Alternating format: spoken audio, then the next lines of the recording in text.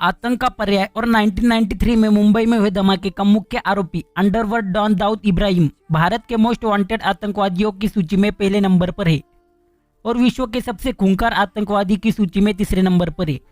कश्मीर में आतंकवादी गतिविधियां बढ़ाने में भी दाऊद की सक्रियता मानी जाती है।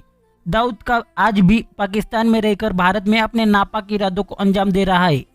दाऊद इब्राहिम का जन्म 27 दिसंबर 1955 को महाराष्ट्र में रत्नागिरी जिले में मुमला के एक पुलिस कांस्टेबल के यहाँ हुआ। दाऊद और पाकिस्तान सरकार दोनों एक दूसरे के सहयोगी थे। एक तरफ आईएसआई ड्रग्स तथा अन्य मादक पदार्थों की तस्करी का कारोबार करता था। उसके बदले में दाऊद पाकिस्तान सरकार की तरफ से उस पाकिस्तानी कोर ग्रुप का हिस्सा था जो विदेशों में आतंकवाद के खिलाफ जंग करता था। दाऊद इब्राहिम अंडरवर्ल्ड में 1984 में आए। इससे पहले वो डोंगरी इलाके में चोरी, डकैती, लूटपाट इत्यादि करता था। उसी दौरान पठान बासु दादा के गैंग ने उसके बड़े भाई की गोली मारकर हत्या कर दी। इसके बाद वह पठान के पीछे पड़ गया और हाजी मस्तान की गैंग में शामिल हो गया। दाऊद इब्राहिम का पूरा नाम दाऊद इब्राहिम कासकर है। उसने 1985 में डोंगरी पुलिस के इशारे पर पठान को मारा। उस समय पठान पूरे इलाके में होटलों, व्यवसायिकों, पत्रकारों के साथ साथ पुलिस को भी परेशान कर रहा था। पठान के आदमियों ने दाऊद के दोस्त एवं पत्रकार मोहम्मद इकबाल नातिक को रिपोर्टिंग करते समय धमकाया और मारा था, जिससे दाऊद गुस्से में आया था। 1985 में मुंबई में हाजी मस्तान के बाद दाऊद का प्रभाव बढ़ा और उसने हथियारों को विदेशों से खरीदना शुरू कर दिया। उस समय उसका पसंदीदा हथियार तलवारें, चाकू तथा देशी रिवॉल्वर तमंचा शामिल है जो रामपुर में बनाया जाता था। इसके बाद उसने AK-56A तथा AK-47 का प्रयोग शुरू कर दिया।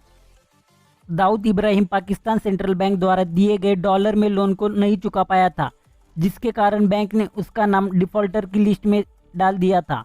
दाऊद की इच्छा है कि वह भारत में आकर राजनीति में अपना भाग्य आजमाए तथा अबू सलेम के वकील की पार्टी को अपने साथ शामिल करना चाहता है। दाऊद भारतीय संसद में हथियारों के दम पर सभी तरह से बिल पास करना चाहता था। उसका रोजाना का शेड्यूल है दोपहर के 12 बजे सोकर उठना, 1:30 बजे ब्रेकफास्ट करना, उसके बाद कार्यों की समीक्षा कर अपने आदमियों को नए कार्यों में लगाना और समझाना। दाऊद को ब्लैक लेवल की शराब बहुत पसंद है। दाऊद की सबसे ज़्यादा रुचि महिलाओं में होती है, जिसकी अवस्था स्थानीय दलाल करते हैं। वह हमेशा से अलग अलग तरह की लड़कियां पसंद करता है, जिसके लिए वो भारी कीमत भी देता है। उसकी सबसे ज़्यादा रुचि कम उम्र की कुंवारी लड़कियां में होती है, जिसके लिए वो 5 लाख रुपए तक खर्च कर सकता है।